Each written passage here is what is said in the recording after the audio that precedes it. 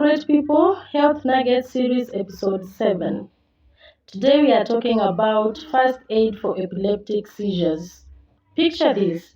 You're in the market, or in your workplace, or just walking by the roadside. Then suddenly someone collapses and they begin to have these jerky movements. What can you do? It can be very traumatizing and frightening to watch someone going through an epileptic attack. It is even more traumatizing and more frightening if you are helpless and you don't know what to do to help them. Here is why I'm going to tell you 5 things that you should do to help that person and to help prevent them from experiencing further harm. Number 1, keep danger away from that person. Make sure that the environment in which that person is lying is safe. If there are chairs, if there are sharp objects, if there are tables, if there are plates and cups, take them away. Make the environment safe. Number 2, do not try to hold that person down or to stop the jerky movements.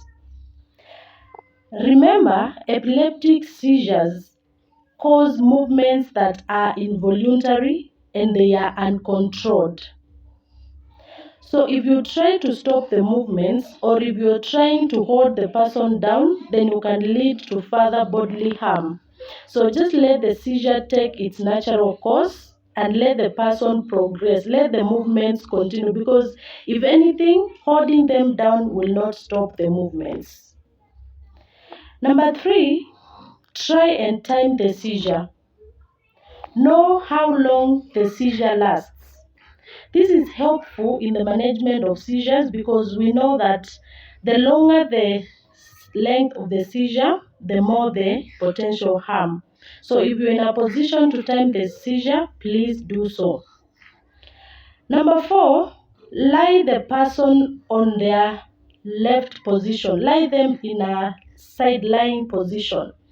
This helps to keep their airway open and to allow them not to have any breathing difficulties. Number 5, and this is the most crucial one.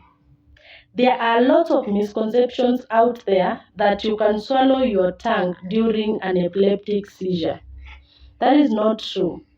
In a bid for people to try and control that, many people have tried to put objects inside the patient's mouth, which can cause more damage. So never try to put anything in the mouth, because doing that can make the person harm themselves even further. And even as you try to put that object in the mouth, suppose that person bites you. And remember, these are uncontrolled movements. These are uncontrolled muscle movements. If the person bites you and they stiffen, what will you do? You will get harmed or injured in the process. So it's basically advisable that you don't put anything in the person's mouth. Let the seizure progress normally. Let it take its natural course and call for help to take that person to the emergency wing. And if you do so, you will have helped save a life. You will have helped that person go through the process without further damages.